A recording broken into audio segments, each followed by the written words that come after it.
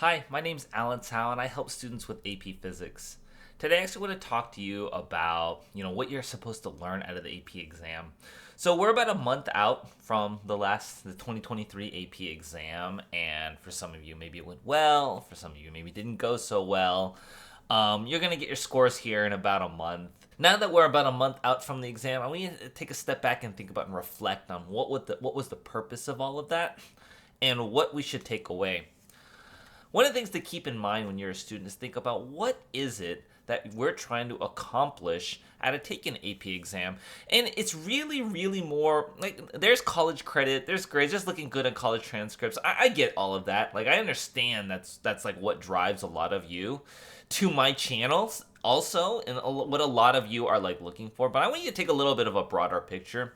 And the way I look at APs is more about it's preparing you for college. It's giving you an idea, a little bit of a taste of like what the expectations of college are going to be. Now, it may not be one single test on one single day, but you might run into classes where like say 60% of your grade is dependent on the final. And so it's a pretty high stakes related test, right?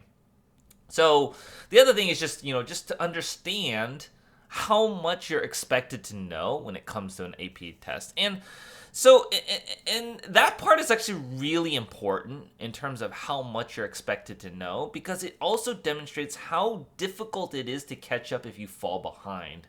Because it's such a compressed time frame, if you fall behind even a little bit in college, it's going to bite you pretty hard. Like it's going to be nearly impossible to catch up. Like if you miss 2 weeks of classes in college, it's equivalent to you missing a whole month in school, and you cannot just make that up. You really don't want to be focusing on did you get an A or not? Did you score a 5 or not? I mean, I want you guys to get good grades. I want you guys to get good scores, but ultimately what you need to look back on is what is it that didn't go well that year, and what would I do better next time? Or if I were faced in a similar situation, right? It's about growth. It's about learning because believe it or not if you're an all A student and you're getting all A's, fine, but that's not always going to be true. That's going to stop at some point. At some point you're not going to be an A student anymore, and that's just a fact you're going to have to live with. Okay? That's everyone comes to face that.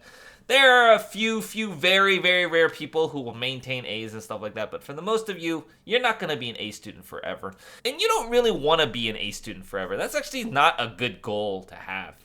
Good goal to have is that you learn from mistakes. You learn and you grow, because that's going to prepare you for a career. That's going to prepare you for life, is that you look back on the areas that you didn't do well and you reflect on, and not put the blame on someone else.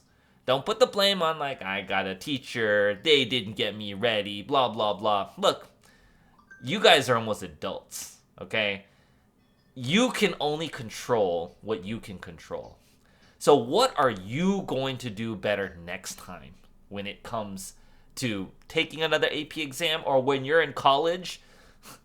Look, if you don't show up to class, no one's going to care. If you don't show up to your sections, ask for questions, you don't turn in your homework, a lot of times no one's going to care, okay?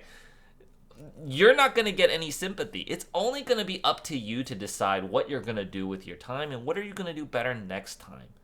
That's a really big sign of maturity when I see in a student, is someone who can reflect on what it is that went well over this past year and what didn't go well, and what are they going to do different next time when they are faced with a situation like that.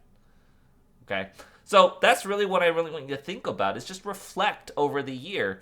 Write it down, maybe make a journal or a document where you're just reflecting, what did you do well? What didn't you do well? And what are you going to do next time? That's probably the most important thing to take away from your AP exams. I'll give you a big tip on here. The people who are going to struggle the most in college are the ones who are in denial that they did anything wrong, that somehow their poor result was because of external things. In life, you don't get to control everything.